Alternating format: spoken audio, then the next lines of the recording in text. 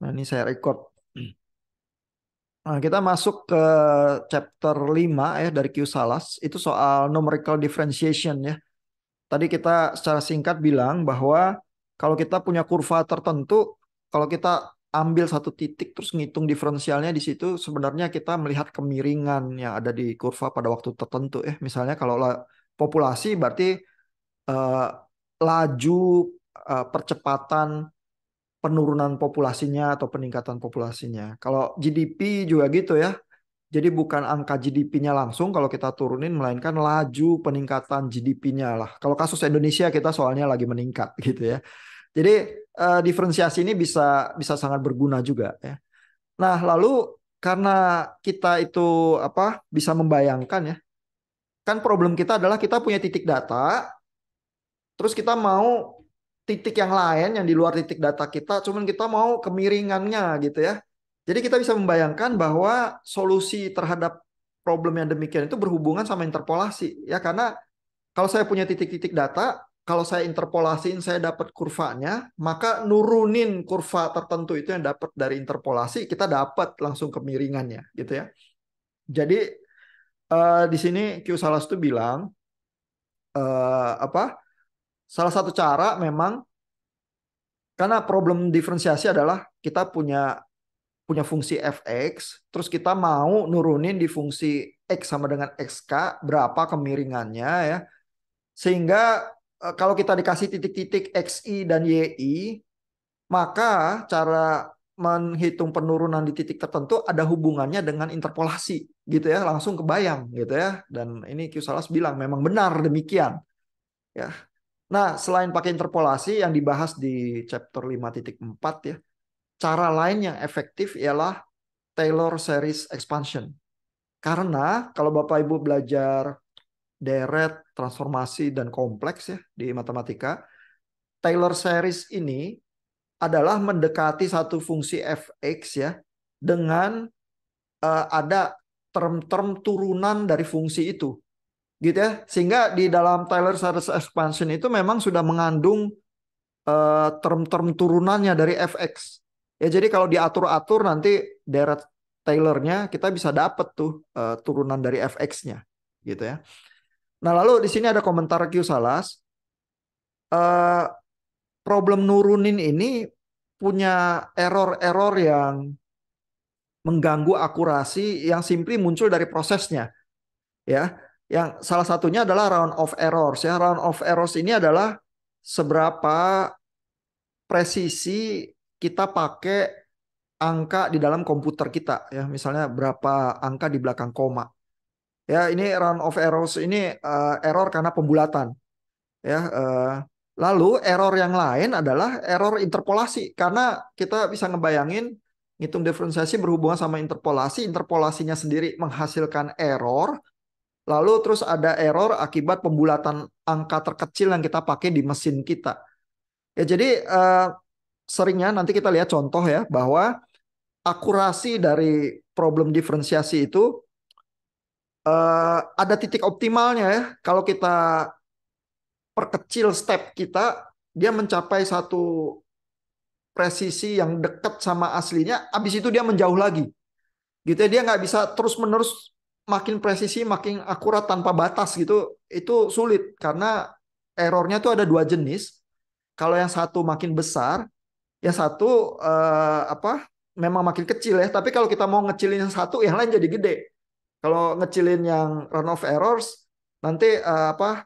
Truncation errors-nya makin gede. Kalau mau ngecilin truncation errors, run of errors-nya makin gede gitu. Jadi kita nggak bisa ngecilin dua-duanya, itu masalahnya. Harus ada titik optimal tertentu. Terus udah kita harus puas dengan itu. Ya. Jadi komentar Q Salas ini cukup mencerahkan di awal gitu ya, sehingga kita perlu hati-hati juga dengan apa prospek dari seberapa akurat ya apa metode kita. Nah, lalu ini di chapter 52 langsung diperkenalkan metode dengan Taylor series expansion. Ya, dan kita lihat ini kalau belajar matematika deret, transformasi, dan kompleks, seringnya kita udah pernah lihat ya yang kayak gini. Basically f fungsi x ditambah dengan h ya. H itu interval tertentu yang kecil gitu ya. itu bisa dibeber ya ke dalam f fungsi x ditambah h fungsi turunannya x ditambah h kuadrat per 2 faktorial fungsi turunan kedua x dan seterusnya. Yang makin lama fungsi turunannya makin besar ordernya ya. Pangkat h-nya juga makin besar. Tapi makin ke belakang ini makin dekat kita mendekati fungsi fx-nya. Gitu ya. Jadi ini makanya sampai tak hingga ya.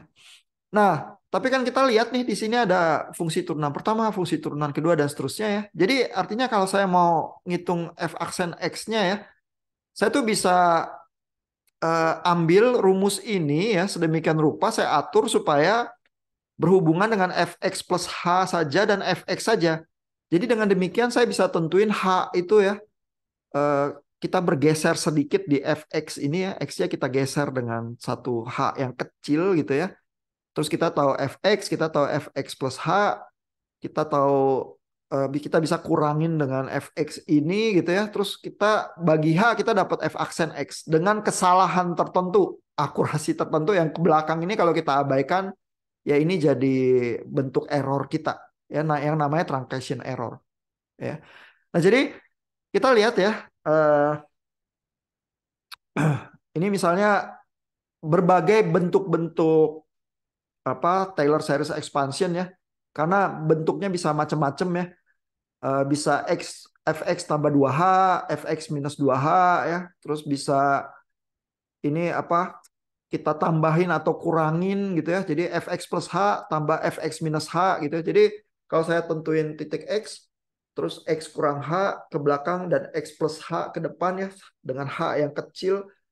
Terus saya bisa tambahin, saya bisa kurangin gitu ya. Saya dapat term yang persamaan yang sedikit berbeda ya, tapi tetap mengandung f turunan 2 kali, f turunan 4 kali dan seterusnya gitu ya.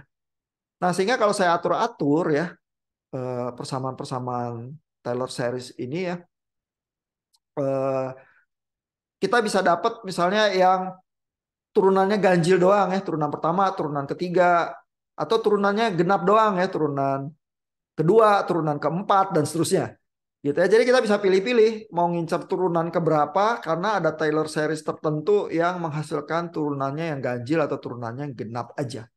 Begitu ya. Jadi ini ada yang odd derivatives, terus ada juga yang even derivatives, terus kita bisa pilih-pilih antara A sampai H ini persamaan-persamaan ini yang mana yang cocok untuk kita kita pakai gitu ya. Nah, lalu ada yang disebut first central difference approximations ya. Ini karena dari titik X diambil X plus H sama X minus H. Ya, tapi ada yang Taylor seriesnya namanya forward series ya. Jadi cuman yang ke depan doang X plus H doang gitu yang diambil ya, tapi X minus H-nya enggak. Nah, ini sentral karena di tengah terus ada minus H, ada plus H gitu ya. Bentuk tertentu ini yang khusus ini diambil ya. Terus diatur ulang Taylor seriesnya. Terus diambil supaya F aksen X-nya ditaruh ke depan ya. Sehingga kelihatan ini fx plus h minus fx minus h bagi 2h. Terus di belakangnya ini adalah kalau kita potong ya menghasilkan error, tapi ya udah berarti error kita segini, lebih kecil dari yang ada di belakang ini ya. Sehingga notasinya seperti ini nih. Ini notasi O besar fungsi dari H kuadrat. Artinya error kita yang terbesar itu fungsi dari H kuadrat. Sehingga kalau H-nya kita pilih kecil ya, H kuadrat itu lebih kecil lagi daripada H-nya. Gitu ya. Dan ini bisa kita buat sangat kecil tergantung kita pilih H-nya seberapa kecil. Ya, sehingga menghitung turunan itu ya bisa dengan sebuah H yang kecil ini interval di sekitar titik X tertentu. Gitu ya. Jadi perhitungannya bisa dimasukin ke mesin dan jadi mudah ya. Padahal kalau kita bayangin kalkulus kan nurunin tuh susah ya, cuma bisa ditulis pakai tangan di atas kertas gitu ya. Tapi dengan Taylor series expansion ini, saya cuma perlu tahu H yang kecil, perlu tahu titiknya ada di mana. Terus saya hitung term yang semacam ini dengan mengabaikan error di belakang bahwa saya tahu ini ada errornya, saya dapat turunannya di titik X. Gitu ya. Itu keajaiban Taylor series expansion itu, sehingga kita bisa mendapatkan rumus yang bisa ditulis ke mesin, terus mesinnya kalau ngitung basically kita dapat diferensialnya di titik tertentu ya. Nah, ini kembali catatannya, terminologi O besar dari H kuadrat ini adalah menunjukkan ada error, tapi errornya berkelakuan tergantung dari H kuadrat ya, karena ini kan H kuadrat bagi 6 ya, even lebih kecil dari H kuadrat sebenarnya karena masih per 6 dikali term tertentu yang makin ke belakang makin kecil. Jadi error terbesarnya yang paling depan ini H kuadrat basically gitu. Dan kalau H-nya kita pilih kecil ya H kuadratnya bisa lebih kecil lagi gitu ya daripada H. Ya. Nah, jadi triknya begitu sebenarnya ya, simple. Nah, lalu tapi ada komplikasi-komplikasi lah ya. Pada prakteknya ya waktu kita ngitung misalnya pakai central central difference ini ya, ini istilahnya central difference approximation ya, kita basically membangun tabel ini sih. Jadi yang kita perlukan ya kalau mau ngitung turunan pertama ya f(x) dan x, yang kita perlukan itu fx-nya kita nggak butuh, tapi butuh fx plus h koefisiennya 1 sama fx minus h koefisiennya minus 1 ya. Terus kalau kita turunin untuk turunan kedua ya, kita butuh koefisien-koefisien ini untuk kita kalikan dengan angka-angka ini, terus kita bisa berhitung yang F turunan kedua. Kalau F turunan ketiga, kita butuh koefisien lebih banyak gitu ya. Dan kita lihat sampai F turunan keempat, ya kita butuh 5 koefisien lah. Jadi cukup simpel gitu ya. Dengan akurasi yang fungsi O besar terhadap H kuadrat. Jadi tergantung kita pilih H-nya seberapa kecil. Kalau kita rasa akurasinya kurang deket, kita tinggal pilih H-nya lebih kecil lagi aja. Ya cuman kalau H-nya lebih kecil ya nanti eh, kalau kita mau tahu di titik X tertentu mungkin kita harus geser-geser di tempat itu dengan cukup banyak ya karena H-nya kan kecil-kecil gitu ya. Kalau hanya cukup gede sekali ngitung range-nya lebih gede ya tapi akurasinya lebih rendah gitu ya.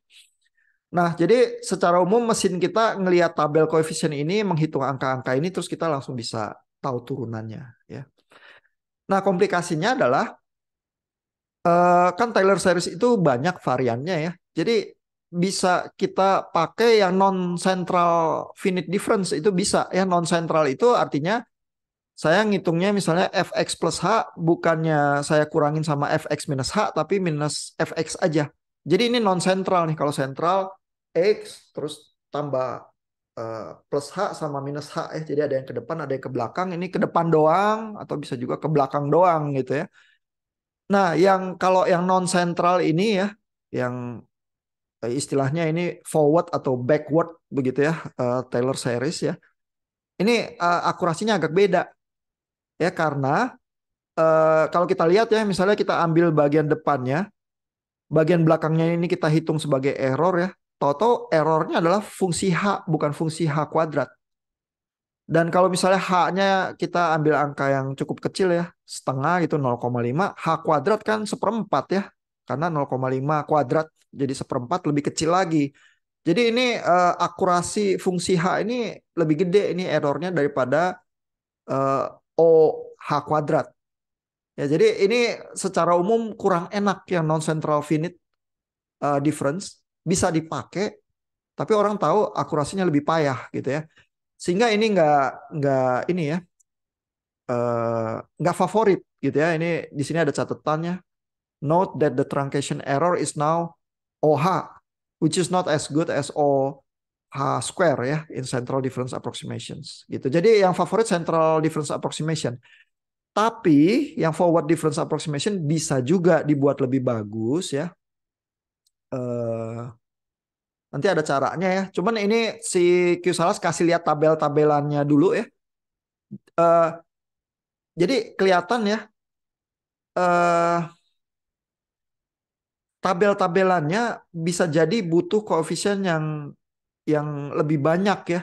Kalau tadi kan kita lihat ini ya, yang sentral ini. Misalnya untuk turunan keempat butuh 5 koefisien ya. Coba kalau kita lihat yang ini, oh masih butuh 5 koefisien juga sih. Masih mirip lah. Cuman ya itu akurasinya fungsi H ya. Jadi lebih lebih jelek gitu ya. Terus ini bisa diturunin misalnya untuk turunan pertama, turunan kedua, terus ada tabel koefisiennya juga ya. Ya, ini untuk yang forward sama untuk yang backward ya. Eh, Kerugiannya akurasinya rendah ya. Jadi karena nggak sering dipakai ya, the common practice adalah memakai supaya akurasinya juga fungsi H kuadrat ya. To obtain non-central difference formula of this order, we have to retain more term in the Taylor series ya. Jadi supaya kita bisa dapat akurasi yang mirip ya sama yang central difference. Kalau kita mau pakai non-central finite difference, kita pakai koefisien yang lebih banyak ya. Jadi artinya bukan cuma fx sama fx plus h-nya ya, tapi mungkin fx plus 2h-nya kita ambil juga. Ya jadi kalau kita udah ambil fx plus h, kita beberin, terus kita tulis fx plus 2h, kita beberin, terus kita bisa operasikan ya, misalnya eh, ini ya, bisa dieliminasi yang f aksen x dengan mengalihkan yang persamaan pertama dengan 4 lalu kurangin dengan persamaan kedua. Karena kita basically punya dua persamaan ya, lalu kita operasikan supaya kurangin term tertentu, kita bisa dapat persamaan yang lebih menguntungkan karena nanti term di belakangnya yang menghasilkan error itu pangkatnya lebih tinggi ya.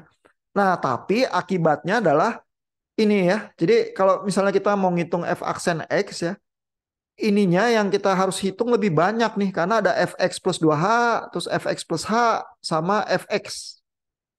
Kalau tadi yang central difference itu cuma fx terus x plus h sama x minus h. Ini ada x plus 2h-nya harus ikutan supaya bagian belakangnya ini yang menghasilkan error itu hanya fungsi h kuadrat ya. Jadi ada triknya lagi menyusun ulang persamaannya terus dua persamaan dieliminasi sehingga dapetin term errornya yang setara sama yang central difference gitu ya. Nah, ini istilahnya adalah second forward finite difference ya. Eh, jadi kalau mau pakai yang forward difference biasanya yang dipakai yang second formnya ini karena akurasinya sama baiknya sama yang central difference gitu ya. Lalu bisa juga diturunin ini tabel-tabelannya ya. Tapi sekarang kelihatan jadi kenapa ini kurang menguntungkan. Karena kalau kita lihat tadi yang central difference untuk ngitung turunan keempat butuh 5 koefisien, sekarang tahu-tahu butuh 6. Ya untuk mencapai akurasi yang sama karena akurasinya kita mau fungsi H kuadrat gitu ya. Kalau yang backward sama juga ya butuh 6 koefisien juga gitu ya. Jadi kalau butuh 6 koefisien terus butuh koefisien ini dikaliin fx, ini dikaliin fx minus 2 dan seterusnya gitu ya. Artinya komputasi kita lebih banyak aja gitu ya waktu mau ngitung apa diferensiasinya ya untuk mencapai akurasi yang sama karena errornya di belakang ini pangkat h kuadrat ya fungsi h kuadrat jadi setara gitu ya. Sehingga secara umum mungkin orang pakai central difference lah kalau bisa ya daripada apa pakai yang backward atau non central difference ini. Nah, jadi ini pada akhirnya ya sangat tergantung dari data kita. Kalau data kita, oh ini Parangga udah masuk nih. Saya catetin dulu ya di apa presensi supaya keinget. Nah, jadi Q-Salas itu menunjukkan kalau apa eh, kita mau pakai central difference itu ya, data kita waktu di sampel ya titik-titik data kita itu misalnya ada X itu harus ada X plus H sama X minus H itu yang cukup oke ya sehingga kita bisa pakai central difference itu. Kadang-kadang mungkin titik-titik data kita kurang menguntungkan ya nggak bisa ada tengahnya terus mundur bagus, maju bagus. Kita cuma bisa pakai maju doang gitu misalnya karena area yang kita mau diferensiasi ada di buntut data kita terus nggak ada data yang sebelumnya lagi atau apa ya. Nah kalau kita sial kayak gitu ya, ya kita cuma bisa pakai yang forward difference atau non central difference ya. Terus kita harus pakai trik itu ya, second non central difference supaya tingkat akurasinya mirip sama yang central difference gitu ya. Tapi itu bisa, cuman komputasinya lebih banyak aja gitu aja katanya Q Salas gitu. Ya. Nah, sampai di sini dulu ada pertanyaan nggak, Bapak Ibu, sejauh ini? Ada pertanyaan? Pak, Ya. cara kita tahu angkanya itu udah akurat dari mana ya? Nah, ini nanti Q Salas kasih contohnya ya. Kita tuh biasanya tahu ya, tapi secara umum prinsipnya gini. Kalau kita melakukan iterasi ya, angka itu kan mendekati satu angka terakhir yang kita percaya itu adalah angka diferensialnya di titik tertentu. Nah, kalau kita lihat oh dia mendekat mendekat mendekat tahu-tahu menjauh lagi gitu ya. Berarti terus kalau kita tambah lagi iterasinya ternyata terus menjauh gitu ya. Berarti kapan-kapan akurasi kita itu terbentur sama batasnya. Terus artinya ya udah kita nggak bisa errornya lebih kecil dari itu gitu. Jadi dengan cara melakukan iterasi atau ngitung metode numeriknya terus mengamati hasilnya di setiap langkah, kita bisa tahu kapan-kapan kalau akurasi kita nggak bisa lebih kecil lagi dari itu gitu. Ya, jadi dari lihat hasilnya terus melihat gelagatnya perhitungan metode numerik kita seperti apa. Nah, ini ada contohnya nih kebetulan. Kebetulan Q-Salas memang mengantisipasi ya pertanyaan semacam itu ya. Ini ya ada bagian subchapter soal errors in finite difference approximations ya. Jadi di sini pertama komentarnya dia adalah bahwa kan ada dua jenis error ya. Yang pertama round of error itu ya karena apa pembulatan akibat eh, tingkat ketepatan angka di belakang koma yang dipakai di mesin kita ya.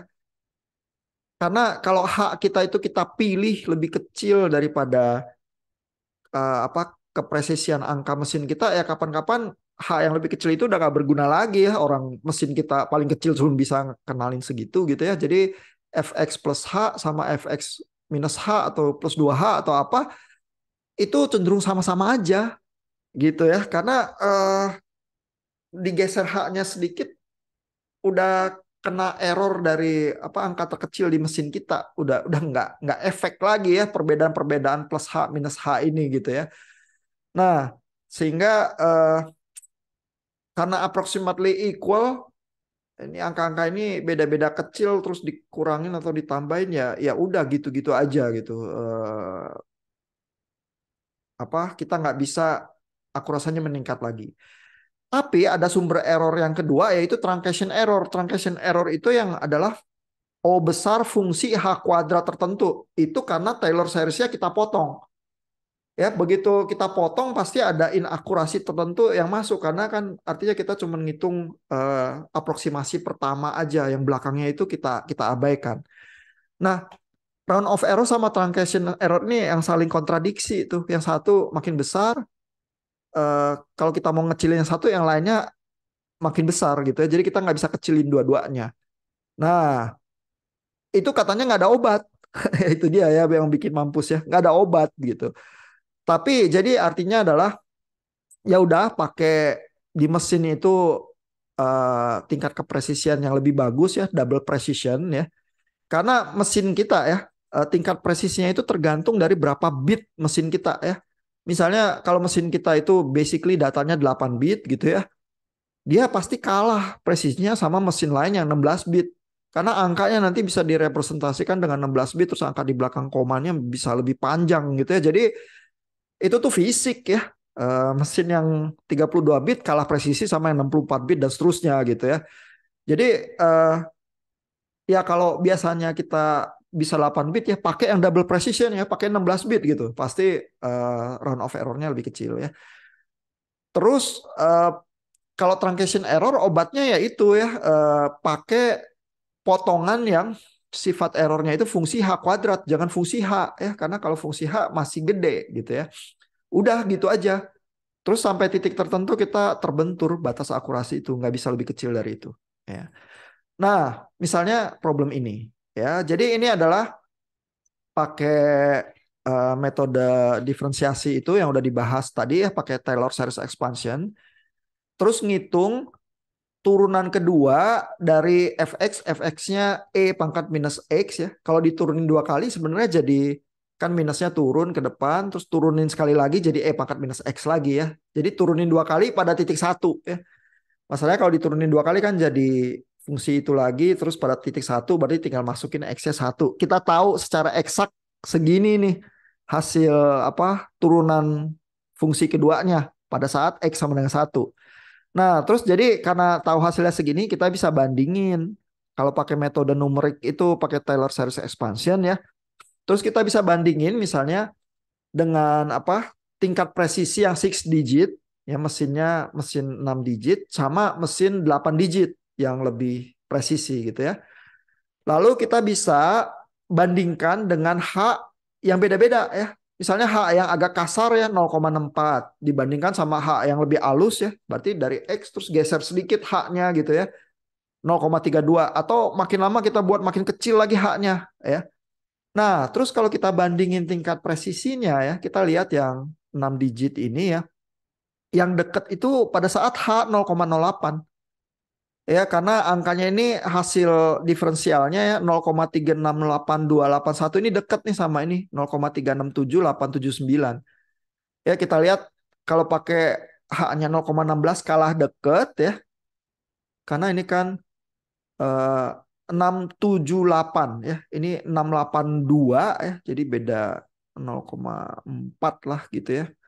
Kalau ini bedanya udah lebih jauh ya. Nah, kalau ke bawah sini tiba-tiba juga menjauh lagi gitu ya. Jadi yang paling dekat ini nih. Ya, sehingga komentarnya adalah untuk six digit computations optimal value-nya 0,08. Tapi kalau kita pakai mesin yang lebih presisi ya 8 digit ya, maka angka yang lebih dekat itu H-nya di tempat yang lain. Di tempat H-nya bisa lebih kecil ya, 0,02 H-nya. Dia bisa mencapai eh, fungsi turunan yang lebih dekat nih daripada yang eksaknya, yang dihitung eksak. Ya, jadi tapi habis itu menjauh lagi juga. Ya, jadi artinya kalau pada kita saat pakai mesin yang lebih presisi 8 digit ya, H kita bisa buat lebih kecil untuk mencapai tingkat presisi yang lebih baik. Tapi kalau mesin kita terlalu butut ya, cuman six digit ya, hak kita buat lebih kecil ya. Padahal kan hak ini metode Taylor series expansionnya ya, itu angka pergeseran dari X-nya.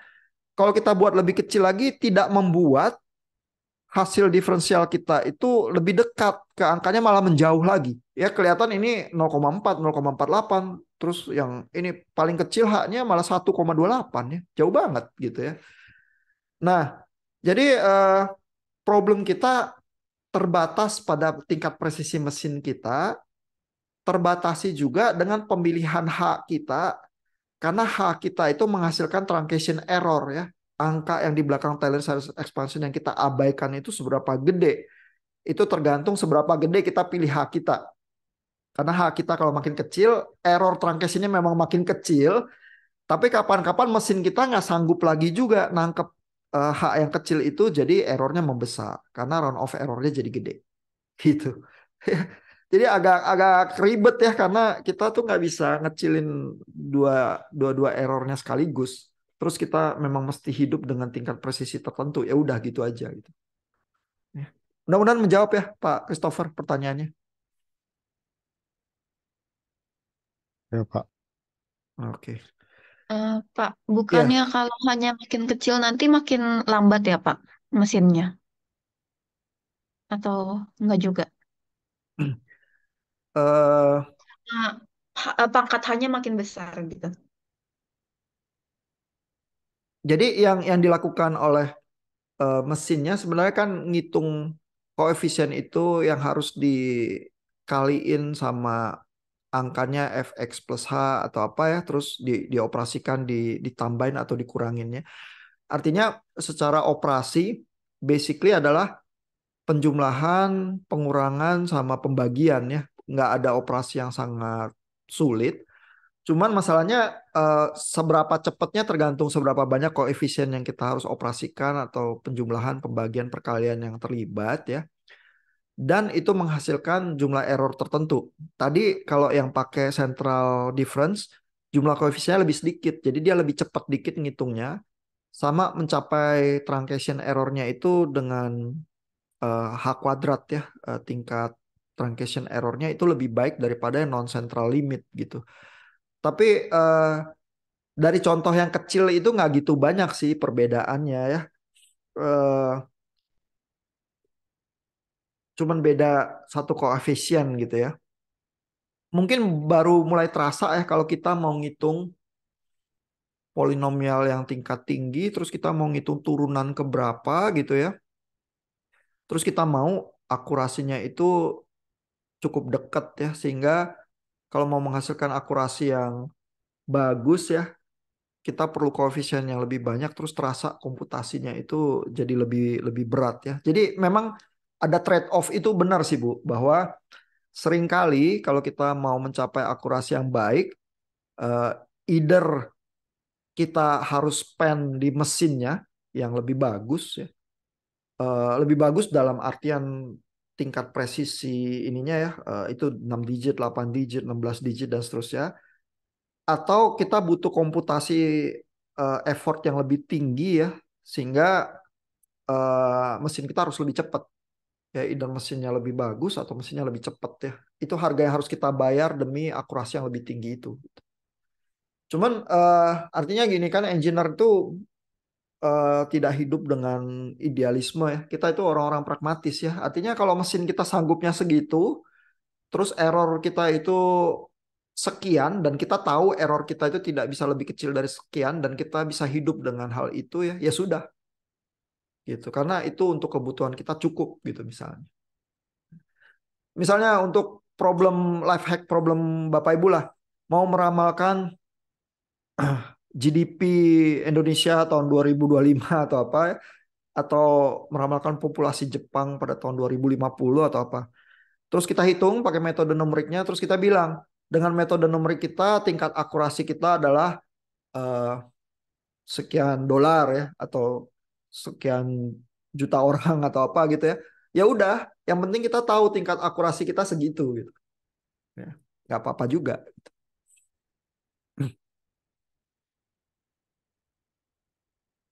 Ya, mudah-mudahan menjawab pertanyaan Bu Hillary ya. Nah, lalu ya, tapi ini ada satu subchapternya Q-Salas ya yang cukup ajaib nih ya, interesting. Karena kan Q-Salas itu menyodorkan kepada kita yang ini ada problem akurasi ini. Tapi ternyata ada teknik ajaib ya yang bisa membuat akurasi itu konvergen dengan lebih cepat ya. Tadi kan Bu Hillary bilang, oh ya, artinya nanti ongkos komputasinya lebih mahal, ngitungnya lebih banyak, mesinnya harus lebih bagus dan sebagainya. Kalau kita pakai trik numerik saja ya, yang bisa menghasilkan konvergensi ke angka itu lebih akurat dan lebih cepat ya, berarti kita nggak usah bayar ongkos-ongkos fisik itu ya untuk computation effort atau untuk mesin yang lebih bagus dan sebagainya. Kalau ada cara mathematical untuk nyelesainnya ya, dan itu ternyata ada, yaitu Richardson extrapolation ini. Ya, dan ini secara singkat diterangkan ya. Cuman secara intuitif agak lebih rumit ya.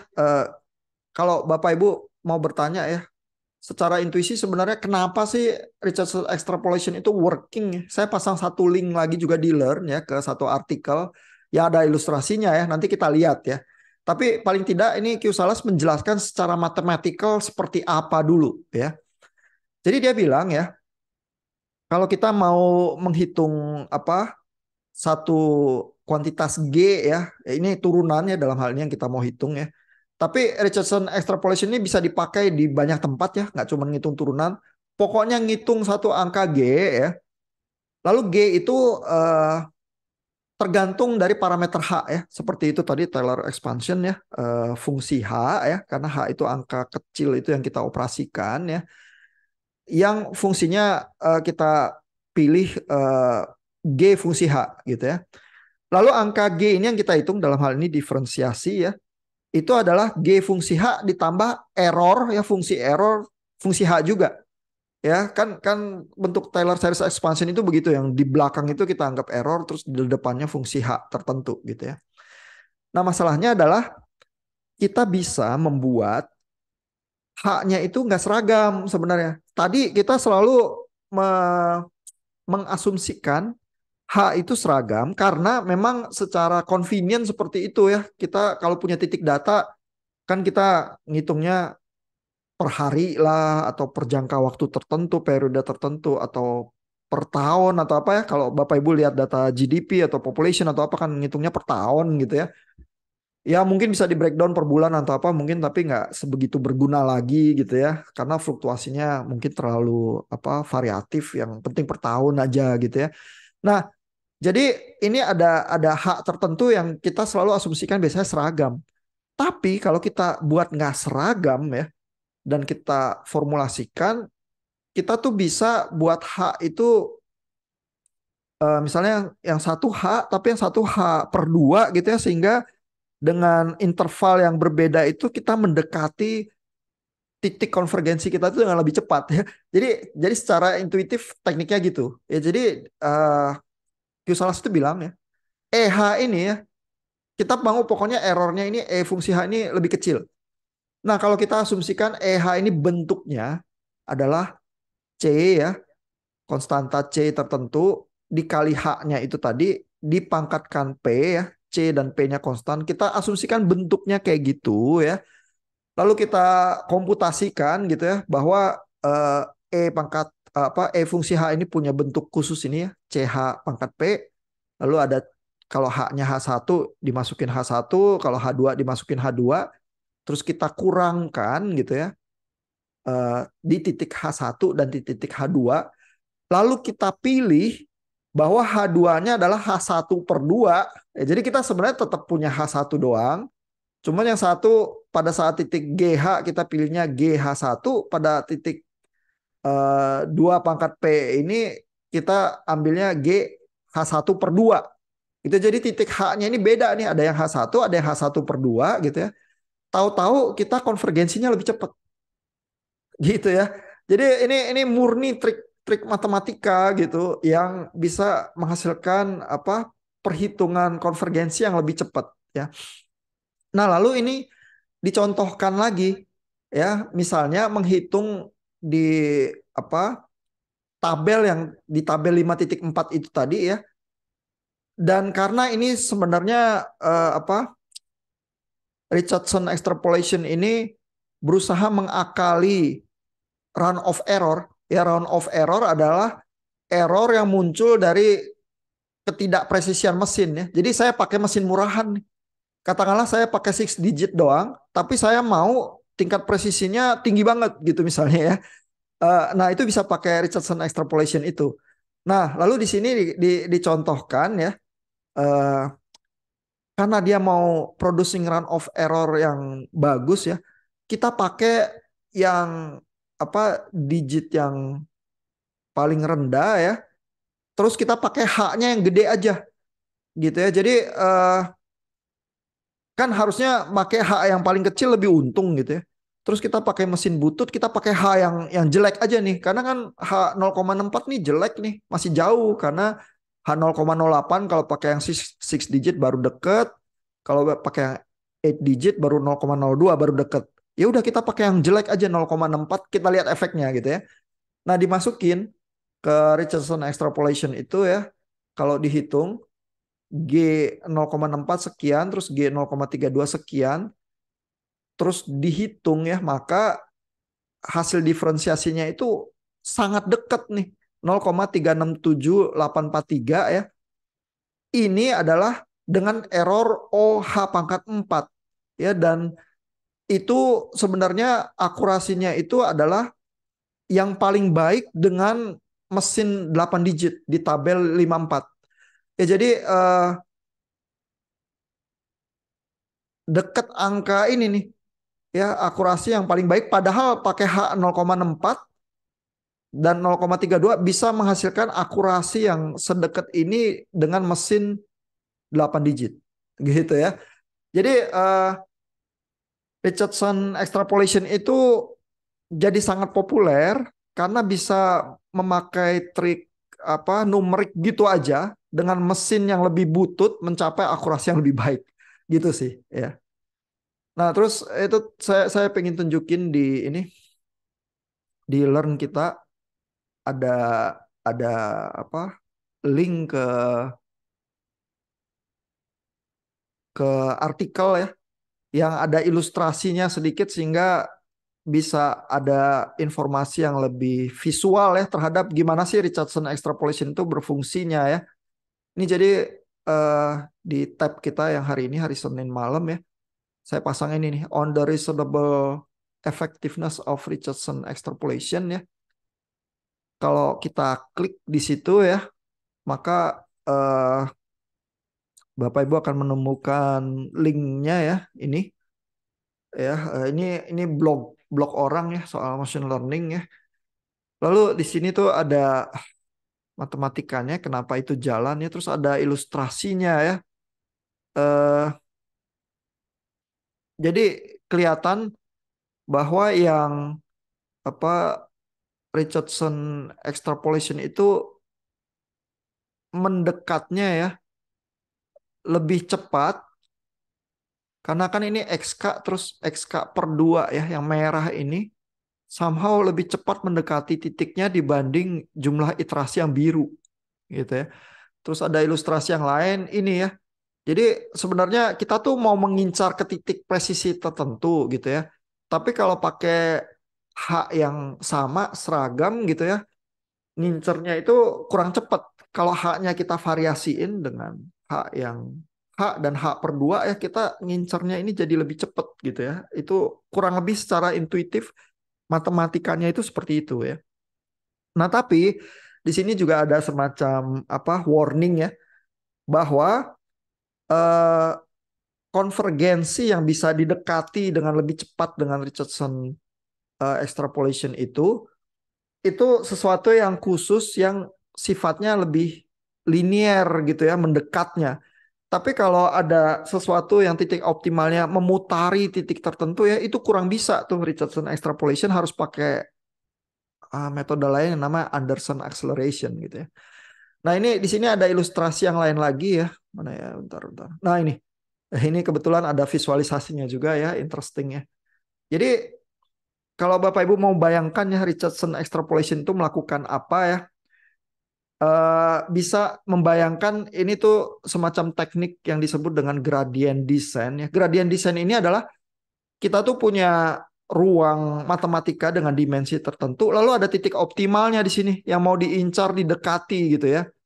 Nah, kalau yang biru yaitu mengincar dengan titik H yang cenderung lebih besar gitu ya. Jadi kalau dia menyasar titik ini ya, kan dia iterasi, cek cek, terus dia kalau karena H-nya besar dia kadang-kadang kelewatan terus berusaha balik lagi ya. Jadi ngincar titik yang kecil ini tuh nggak bisa terlalu deket jatuhnya dan kapan-kapan kalau lagi sial errornya malah membesar gitu ya. Nah, kalau pakai Richardson extrapolation karena dia stepnya itu makin lama makin mengecil ya, dia mendekatinya lebih halus. Terus ujungnya bisa lebih dekat ke titik ini dibanding sama yang biru ini yang rada geradakan karena titik H-nya itu cenderung lebih besar-besar lompatannya gitu ya. Jadi secara intuitif kalau kita mau bayangkan Richardson extrapolation itu seperti itu tuh. Antara yang merah yang lebih mendekat, lebih cepat dan lebih halus ke titik tertentu dibanding yang biru yang nggak pakai Richardson extrapolation yang lebih geradakan. Terus kadang-kadang pas terakhiran errornya juga ternyata lebih besar daripada yang pakai Richardson extrapolation gitu ya. Nah, mudah-mudahan ini memberikan sedikit apresiasi ya terhadap keajaiban metode numerik gitu ya. Cuman ngulik-ngulik matematik ya, terus kita bisa ngakalin batas-batas fisik dari mesin kita atau eh, apa kemampuan kecepatan komputasi mesin kita dan seterusnya gitu ya. Jadi ajaib ya angka-angka itu ya dan orang yang menciptakan itu hebat sekali juga ya bisa menghasilkan teknik-teknik yang kayak gitu. Nah, ya bagian terakhir ya dari chapter 5 ini sebenarnya bagian yang soal bahwa memecahkan diferensiasi itu berhubungan dengan interpolation ya. Jadi eh, apa kan interpolation udah dibahas di bab 3 ya. Jadi sebenarnya kalau kita punya titik-titik data lalu kita interpolasi terus kita dapat kurva interpolasinya udah itu kita turunin udah selesai juga gitu ya.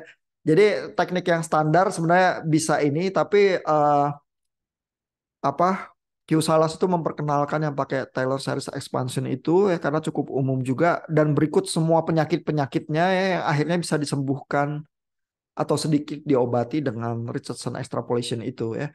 Yang ini karena berhubungan dengan interpolation Bapak Ibu bisa baca sendiri, tapi saya pengen tunjukin sedikit ya bagian introduction-nya. eh Basically dia bilang kapan kita harus pakai yang interpolation atau pakai yang Taylor series expansion ya. Dia bilang begini, kalau saya punya titik H itu seragam ya, pengambilan data saya itu bisa saya pecah-pecah jadi titik H yang lebih seragam, lebih teratur ya periodenya gitu ya. Lebih natural pakai yang Taylor series expansion itu ya. Tapi kalau data kita tuh ngacak ya, bukan setahun sekali ya, kadang kadang per bulan, kadang per tahun, kadang per berapa tahun gitu ya. Nah, itu rada kurang bisa tuh yang H itu ya karena pakai H itu mengasumsikan ada keteraturan sedikit ya di data kita. Jadi kalau lokasi interval X kita itu uneven ya, kurang seragam ya, maka pakai interpolasi ini bisa jalan. Pasti bisa jalan ya karena dimanapun titik kita ya udah begitu diinterpolasi pakai cubic spline atau pakai polinomial biasa nanti kan dapat kurvanya. Terus begitu dapat kurvanya di titik mana aja kita bisa turunin gitu ya. Jadi itu sih idenya kenapa kita pakai interpolasi ya. Lalu di sini juga masih dikasih tahu juga ya, jangan pakai metode interpolasi yang ordernya pangkatnya lebih dari 6 karena nanti kurvanya jadi sangat liar ya. Ini di chapter 3 kita udah lihat ya waktu bandingin polinomial interpolation dengan yang cubic spline gitu ya. Karena cubic spline lebih jinak ya daripada yang polinom yang order tinggi, terutama lebih tinggi dari 6. Jangan percaya ya kata Q-Salas karena kurvanya jadi liar. Eh, Lalu juga ya dia bilang gini, eh, jadi yang cara yang bagus juga ya untuk menghitung diferensial karena limitasi dari interpolation itu yang kalau lebih dari order 6 itu jadi liar ya. Metode yang bagus ya adalah curve fitting sebenarnya. Least squares fit ini curve fitting nih. Ini bukan yang interpolasi ya dan curve fitting itu eh, cenderung jauh lebih jinak karena walaupun titik-titik data kita itu liar ya, kita tuh nggak mencoba melewati semua titik data kita terus sehingga kurva polinomial kita jadi liar banget. Kalau curve fitting itu mengasumsikan titik data kita memang ada noise, terus kita bikin yang rata atau lewatin semua titik data kita dengan agak mulus tanpa berusaha lewat tepat gitu ya. Jadi dengan demikian kurva kita tuh lebih halus ya dan kalau kurva kita halus, lebih jinak gitu diturunin itu lebih lebih berhasil sih ya. Jadi ini komentarnya. Basically teknik-teknik yang dipakai itu yang udah dibahas di chapter 3 ya. Nah, mungkin sampai situ aja kali materi malam ini ya. Mudah-mudahan ini paling tidak menambah satu tools lagi ya. Kalau Bapak Ibu ngadepin life hack problemnya ya, terus bisa pilih metode diferensiasi juga terutama kalau yang Bapak Ibu concernnya adalah laju perubahannya ya. Baik itu GDP atau per capita income ataupun populasi ya.